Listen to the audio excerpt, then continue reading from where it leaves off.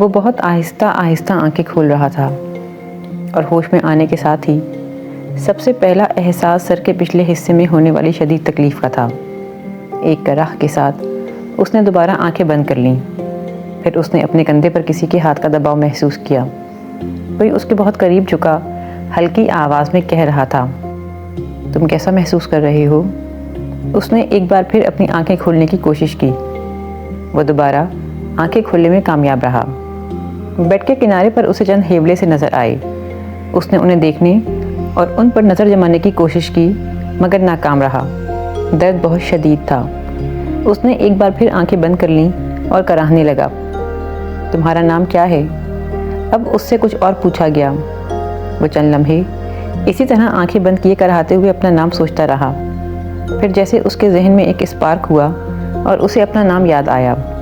بے اختیار اس نے مدھم آواز میں اپنا نام بتایا، تمہارے گھر کا فون نمبر کیا ہے؟ اب اس سے ایک اور سوال کیا گیا۔ اس نے ایک بار پھر فون نمبر یاد کرنے کی کوشش کی مگر وہ یاد نہیں کر سکا۔ اس کا ذہن منتشر تھا۔ وہ کچھ کہے بغیر کراہتا رہا۔ تمہارے گھر کا فون نمبر کیا ہے؟ اس سے ایک بار پھر پوچھا گیا۔ یاد نہیں، اس نے لڑکتی ہوئی آواز میں کہا۔ آفس کا فون نمبر بتا سکتے ہو؟ چند لمحوں کی خاموشی کے بعد اس سے دوبارہ پوچھا گیا۔ اس نے ایک بار پھر اپنے منتشر ذہن کو ایک جگہ مرکوز کرنے کی کوشش کی لیکن ایک بار پھر وہ ناکام رہا۔ اسے آفس کا فون نمبر بھی یاد نہیں آ رہا تھا۔ کیا آفس کا فون نمبر بتا سکتے ہو؟ نہیں، اس بار اس نے کہا۔ سوچنے کی کوشش کرو، یاد کرو۔ اس بار اس کا کندھا تھپ تھپا کر اس سے کہا گیا۔ مجھے بالکل یاد نہیں۔ اس کے درد کی شدت میں ایک دم اضافہ ہو گیا۔ کیا تم جانتے ہو تم کہاں ہو؟ اس نے آنکھیں کھول کر سوال کرنے والے کے چہرے کی شناخت کرنے کی کوشش کی۔ وہ اسے پہچان نہیں سکا۔ چہرہ شناسا نہیں تھا۔ صرف ایک لمحے کے لیے وہ آنکھیں کھلی رکھ سکا، پھر اسے دوبارہ آنکھیں بند کرنی پڑیں۔ ہاسپٹل؟ ذہن پر چھانے والی تاریکی سے پہلے اس نے بہت ہلکی آواز میں اٹکتے ہوئے کہا۔ اس کے بعد وہ کچھ بول نہیں سکا۔ یہ دوبارہ بے ہوش ہو گیا ہے۔ اس کے پاس کھڑے ڈاکٹر نے اس کی نبض دیکھتے ہوئے کہا، کہیں یہ پہلے کی طرح پھر کوما میں تو نہیں چلا جائے گا؟ ساتھ کھڑی نرس نے خدشہ ظاہر کیا۔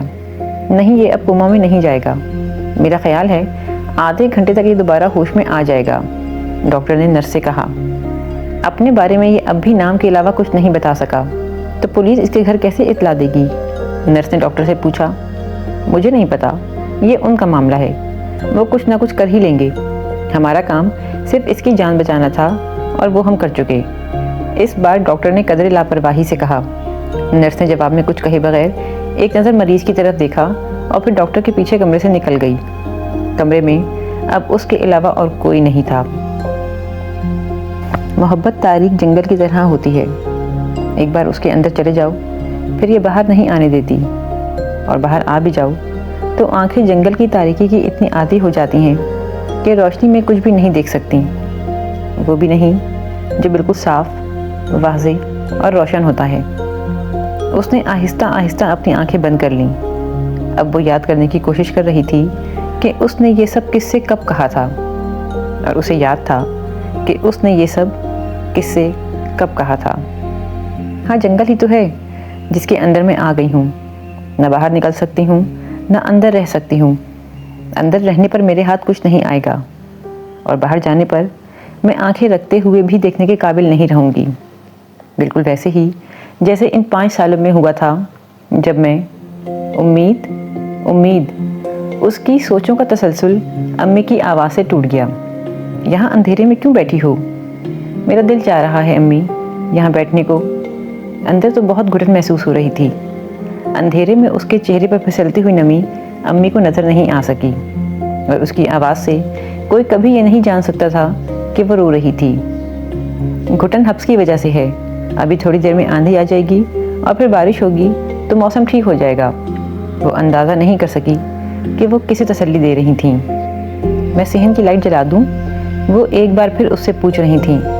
نہیں، اندھیرے میں بہت سکون مل رہا ہے، روشنی پریشان کرے گی، اس نے گردن موڑے بغیر انہیں جواب دیا تھا۔ اور اگر انہیں پتہ چل جائے کہ میں کیا کر بیٹھی ہوں یا میرے ساتھ کیا ہو چکا ہے تو شاید یہ ساری عمر مجھے تاریکی میں ہی رہنے دیں۔ اس نے ان کے اگلے جملے پر سوچا تھا۔ ایک تو تمہاری عادتیں بہت عجیب ہیں، بھلا روشنی کیسے پریشان کرے گی؟ وہ اب بھی اس کی پشت پر کھڑی تھیں۔ اس طرح اندھیرے میں بیٹھنا کوئی اچھی بات نہیں ہے۔ وہ ایک بار پھر کہہ رہی تھیں، بس تھوڑی دیر بیٹھنے دیں، پھر میں اٹھ جاؤں گی۔ اس نے بہتے آنسوؤں کے ساتھ انہیں یقین دلایا۔ اچھا، اور کھانا کب کھاؤ گی؟ وہ اب دوسری بات پر پریشان ہو رہی تھیں۔ کچھ دیر بعد اس نے کہا، میں اندر جا رہی ہوں، تم بھی جلدی اندر آ جاؤ، ٹھیک ہے؟ وہ کسی بچے کی طرح اس سے یقین دہانی چاہ رہی تھیں۔ وہ خاموش رہی۔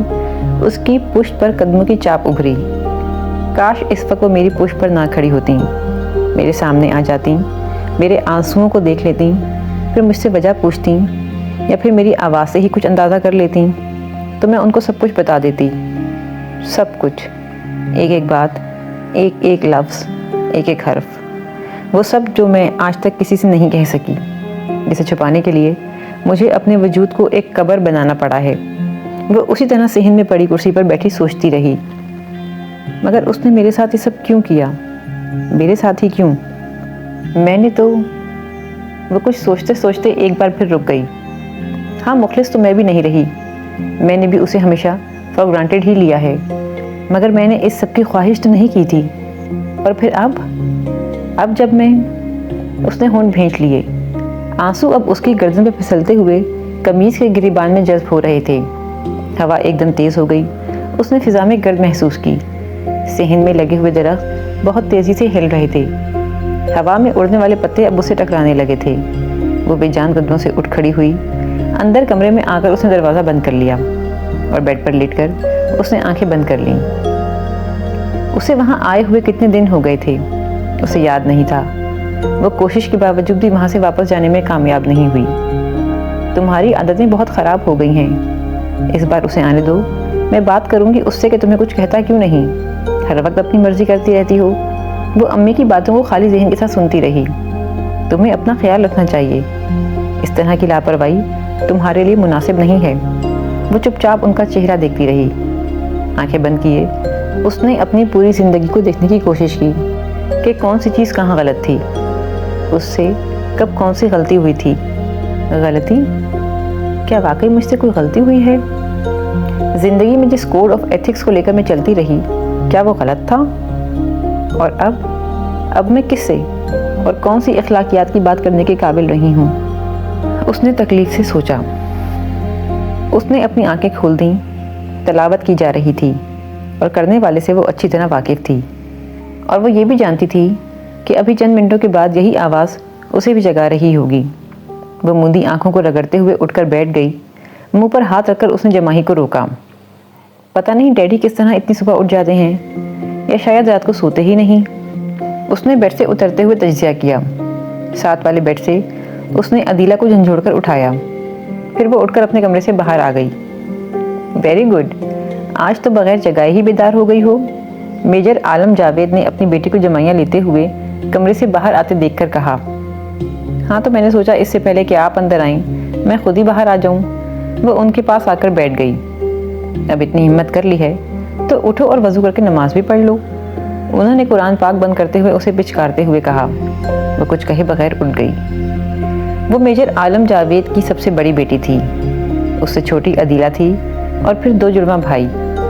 وہ صرف ان کی بڑی بیٹی ہی نہیں تھی بلکہ ان کی بہت زیادہ لاڈلی بھی تھی۔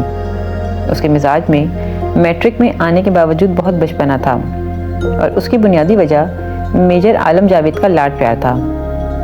بچپن میں میجر صاحب جب بھی گھر پر ہوتے وہ ان کی گود میں چڑھی رہتی۔ اس کا اب بھی یہی حال تھا۔ جب تک وہ گھر پر رہتے وہ سائے کی طرح ان کے ساتھ لگی رہتی۔ وہ ماں کے بجائے اپنا ہر کام باپ سے کروانے کی عادی تھی۔ کتابوں پر کور چڑھانے کا کام ہو، لنچ باکس تیار کروانا ہو، یا پھر بال سنوارنے کا خالص زنانہ کام، امید اپنے سارے کام باپ سے ہی کرواتی تھی۔ اور شاید اس عادت کو ڈالنے میں بھی بڑا ہاتھ میجر عالم جاوید کا ہی تھا۔ انہوں نے بچپن سے ہی اس کا ہر کام خود کیا تھا، اور اب یہ حالت ہو گئی تھی کہ اپنی ماں کی ناراضگی کے باوجود وہ سارے کام باپ سے ہی کرواتی۔ جب عالم جاوید ایکسرسائز پر گئے ہوتے تو امید کے سوا کسی کو مشکل پیش نہیں آتی تھی۔ صرف وہ تھی جو اپنا ہر کام رو رو کر کیا کرتی تھی، کیونکہ اسے عادت ہی نہیں تھی۔ کوئی دوسرا بھی اس کا کوئی کام کرتا تو وہ مطمئن نہ ہوتی، جس کا نتیجہ یہ ہوتا کہ اس کی امی خفا ہو کر اس کا کوئی کام نہ کرتیں اور بیٹ مین کو بھی منع کر دیتیں۔ باپ کے واپس آنے پر وہ یہ سب کچھ اپنے باپ کو بتاتی اور وہ اگلے کئی دن جیسے تلافی کے طور پر اس کا چھوٹے سے چھوٹا کام بھی خود ہی کرتے۔ امید نے اپنے باپ کو بہت مذہبی دیکھا تھا۔ وہ باقاعدہ 5 وقت کی نماز پڑھا کرتے تھے اور بہت چھوٹی سی عمر میں انہوں نے اسے بھی نماز کی عادت ڈال دی تھی۔ وہ ساتھ رہتے ہوئے اسے مذہب کے بارے میں بہت کچھ بتایا کرتے تھے۔ وہ کچھ باتوں کو سمجھ جاتی، کچھ کو سمجھ نہ پاتی، مگر خاموشی سے سنتی رہتی۔ زندگی بہت پرسکون انداز میں گزر رہی تھی۔ امید نے ان دنوں بہت اچھے نمبروں سے میٹرک کرتے ہوئے FSC میں داخلہ لیا تھا، جب اسے گھر کے ماحول میں کچھ عجیب سی تبدیلیاں محسوس ہوئی تھیں۔ امی اور ڈیڈی ایک دم بجھے بجھے نظر آنے لگے تھے۔ اس نے امی کو کئی دفعہ آنسو بہاتے ہوئے دیکھا۔ ڈیڈی بھی بہت پریشان نظر آنے لگے تھے۔ ان کی شوخی اور شگفتگی ایک دم مان پڑ گئی تھی۔ اس نے کئی بار امی اور ڈیڈی سے ان کی پریشانی کی وجہ پوچھنے کی کوشش کی، مگر وہ بڑی عمدگی سے ٹال گئی۔ پھر ایک دن میجر جاوید عالم نے اسے اپنے پاس بٹھاتے ہوئے اس کا ہاتھ اپنے ہاتھ میں لے لیا۔ تمہیں آج کچھ ضروری باتیں بتانی ہیں امید۔ اسے ان کی آواز میں کوئی بہت ہی غیر معمولی چیز محسوس ہوئی تھی، جس نے اسے خوفزدہ کر دیا تھا۔ مدھم آواز میں سر جھکائے انہوں نے اسے بتایا تھا کہ میڈیکل چیک اپ کے دوران ان کے دماغ میں 3 جگہ ٹیومر کی تشخیص ہوئی ہے۔ ڈاکٹرز نے انہیں فوری طور پر آپریشن کا کہا ہے۔ اسے زندگی میں کبھی اتنا خوف نہیں آیا تھا جتنا اس نے اس وقت اپنے باپ کا چہرہ دیکھتے ہوئے محسوس کیا۔ میرے پاس کوئی راستہ نہیں ہے۔ آپریشن کرواؤں تب بھی بچنے کے چانسز بہت کم ہیں، نہ کرواؤں تب بھی چند ماہ کے اندر میری بینائی ختم ہو جائے گی، یا پھر شاید۔ ان کی آواز بھاری ہو گئی۔ وہ پلکیں جھپکے بغیر بے یقینی کے عالم میں ان کا چہرہ دیکھتی رہی۔ تم گھر میں سب سے بڑی ہو، میرے بعد تمہیں ہی میرا رول ادا کرنا ہے، میری ذمہ داریاں اٹھانی ہیں اور تمہیں بہت بہادر بننا ہوگا۔ اس کا باپ آہستہ آہستہ اس سے کہہ رہا تھا۔ مگر میں تو کچھ بھی نہیں کر سکتی۔ کر لو گی، سیکھ جاؤ گی، کرنا پڑے گا، ورنہ گھر کا کیا ہوگا؟ مجھے آرمی سے ریلیز کیا جا رہا ہے۔ آنے والے دن بہت مشکل ہو جائیں گے، خاص طور پر تمہارے چھوٹے بہن بھائیوں کے لیے۔ تمہاری امی کہہ رہی تھیں کہ میں یہ سب کچھ تمہیں نہ بتاؤں، تم سن نہیں سکو گی، مگر تمہیں بتانا بہت ضروری تھا۔ تم میرے بعد گھر میں سب سے بڑی ہو۔ میں نے تمہاری امی سے کہا کہ تم بہت بہادر ہو اور تم سب کچھ سمجھ جاؤ گی۔ اس کی آنکھوں میں آنسو آ گئے تھے۔ گھٹی گھٹی آواز میں اس نے باپ سے کہا، امی ٹھیک کہتی ہیں، میں بالکل بہادر نہیں ہوں۔ انہوں نے جواب میں کچھ نہیں کہا تھا، وہ صرف خاموشی سے اسے دیکھتے رہے تھے۔ امید کو اپنا وجود پگھلتا ہوا محسوس ہوا تھا۔ صرف میرے باپ کے ساتھ یہ سب کچھ کیوں ہوا؟ وہ تو اس کے دل میں بے اختیار شکوہ آیا تھا۔ زندگی میں بہت کچھ ہوتا ہے امید۔ اگر رونے سے تقدیر بدلی جا سکتی تو یہاں ہر انسان رو رہا ہوتا، تمہاری طرح۔ انہوں نے بائیں ہاتھ سے اس کے گالوں پر بہتے ہوئے آنسو صاف کیے تھے۔ ہر شخص زندہ رہنا چاہتا ہے، مگر یہ اپنے ہاتھ میں نہیں ہوتا، میرے ہاتھ میں بھی نہیں ہے۔ وہ بے اختیار باپ سے لپٹ گئی۔ آپ کی باتوں پر مجھے یقین نہیں آ رہا۔ یہ کیسے ہو سکتا ہے؟ یہ سب ہمارے ساتھ کیسے ہو سکتا ہے؟ ہم آپ کے بغیر کیا کریں گے؟ وہ ہچکیوں سے رو رہی تھی۔ میجر عالم جاوید کی آنکھیں بھیگنے لگی تھیں۔ وہ کتنی دیر روتی رہی تھی اسے یاد نہیں، صرف اتنا یاد تھا کہ جب اس کے آنسو تھمے تھے تو اس کے باپ نے ایک بار پھر اسے بہت سی نصیحتیں کی تھیں۔ وہ رات اس کی زندگی کی سب سے بھیانک راتوں میں سے ایک تھی۔ وہ ایک لمحے کے لیے بھی اپنی آنکھیں بند نہ کر سکی تھی۔ کیا سب کچھ اس طرح اتنی آسانی سے ختم ہو جائے گا؟ میرا گھر، میرا باپ، اور پھر میں کیا کروں گی؟ میں نے تو کبھی اپنے باپ کے علاوہ کچھ سوچا ہی نہیں۔ یہ کیا ہونے والا ہے؟ کیوں ہونے والا ہے؟ میرے ساتھ ہی کیوں؟ ہمارے ساتھ ہی کیوں؟ اسے یاد نہیں صبح کب ہوئی تھی۔ اسے صبح ہونے کا احساس صرف تب ہوا تھا جب اس نے اپنے باپ کی تلاوت کرتی ہوئی آواز سنی تھی، ہمیشہ کی طرح مطمئن اور پرسکون۔ وہ آواز سن کر ایک بار پھر بچوں کی طرح پھوٹ پھوٹ کر رونے لگی تھی۔ اگلے کئی دن وہ کالج نہیں گئی۔ اگلے کئی دن اس نے روتے ہوئے گزارے۔ میجر عالم جاوید اسے ہر روز اپنے پاس بٹھا کر سمجھایا کرتے تھے۔ پھر آہستہ آہستہ وہ سنبھلنے لگی تھی، یا کم از کم اس نے باپ پر یہ ظاہر کرنا ضرور شروع کر دیا تھا کہ وہ نارمل ہونے لگی ہے۔ اب وہ ان کے سامنے نہیں روتی تھی، ان سے چھپ کر روتی تھی۔ اس نے کالج جانا بھی شروع کر دیا تھا، لیکن اس کی زندگی سے شوخی اور بچپنا ایک دم غائب ہو گیا تھا۔ اسے آنے والی ذمہ داریوں کا احساس ہونے لگا تھا۔ ان کے پاس کوئی ذاتی یا خاندانی گھر نہیں تھا، نہ ہی کوئی مناسب بینک بیلنس، اور آرمی سے ریلیز ہونے کے بعد بھی مالی حالات میں کوئی زیادہ بڑی تبدیلی نہیں آ سکتی تھی۔ صرف یہی ہو سکتا تھا کہ وہ لوگ کوئی چھوٹا موٹا فلیٹ یا گھر خرید لیتے یا کچھ رقم فکس ڈپازٹ کروا دیتے، مگر زندگی گزارنے کے لیے بہت سی دوسری چیزوں کی بھی ضرورت ہوتی ہے۔ وہ چیزیں کہاں سے آتی، اور سب کچھ مل بھی جاتا تب بھی باپ کہاں سے ملتا۔ اگلے چند ماہ اس کے لیے کچھ اور مشکل ہو گئے۔ وہ آہستہ آہستہ اپنے باپ کو ختم ہوتے دیکھ رہی تھی۔ میجر عالم جاوید آپریشن نہیں کروانا چاہتے تھے۔ میں زندگی کے جتنے دن ہوش کے عالم میں تم لوگوں کو دیکھ سکتا ہوں، دیکھنا چاہتا ہوں۔ میں اپنی زندگی کو اور مختصر نہیں کرنا چاہتا، انہوں نے آپریشن کروانے سے انکار کرتے ہوئے کہا تھا۔ کسی نے دوبارہ اس پر اصرار نہیں کیا تھا۔ امید کو کبھی یہ خیال نہیں آیا تھا کہ باپ کے سر میں ہونے والا کبھی کبھار کا درد کسی اتنی سنگین بیماری کا نتیجہ بھی ہو سکتا ہے۔ ان کے سر میں درد ہوتا، وہ کوئی ٹیبلٹ لیتے اور سب کچھ ٹھیک ہو جاتا، لیکن اب میجر عالم جاوید آپریشن سے صرف اس لیے خوفزدہ تھے کہ ان کی زندگی اور مختصر ہو جائے گی، مگر ان کی زندگی کو مختصر ہونا ہی تھا۔ ان کی موت کس قدر پرسکون طریقے سے ہوگی یہ کوئی نہیں جانتا تھا۔ ایک رات نیند کے دوران وہ بڑی خاموشی سے دنیا کو خیر آباد کہہ گئے تھے۔ اسے اچھی طرح یاد تھا کہ ان کی موت کے بعد کتنے ہی دن وہ سب خود کو یقین نہیں دلا پائے تھے کہ وہ اب نہیں ہیں۔ ہر وقت انہیں یوں ہی لگتا تھا جیسے وہ ابھی آ جائیں گے، یا جیسے وہ وہیں موجود ہیں، مگر پھر آہستہ آہستہ ان سب نے حقیقت سے سمجھوتا کر ہی لیا۔ امید نے ایک میچور لڑکی کی طرح گھر کی ساری ذمہ داریاں سنبھال لی تھیں۔ باپ کے ایک دوست کی وجہ سے انہیں آرمی کی طرف سے دیے گئے گھر میں کچھ اور عرصہ رہنے کا موقع مل گیا تھا۔ اس زمانے میں صرف ایک شخص تھا جس نے ہر قدم پر اس کی مدد اور رہنمائی کی تھی، اور وہ جہاں زیب تھا۔ شاید اس کی اور اس کی فیملی کی مدد کے بغیر ان لوگوں کی دشواریوں اور مشکلات میں بہت زیادہ اضافہ ہو جاتا۔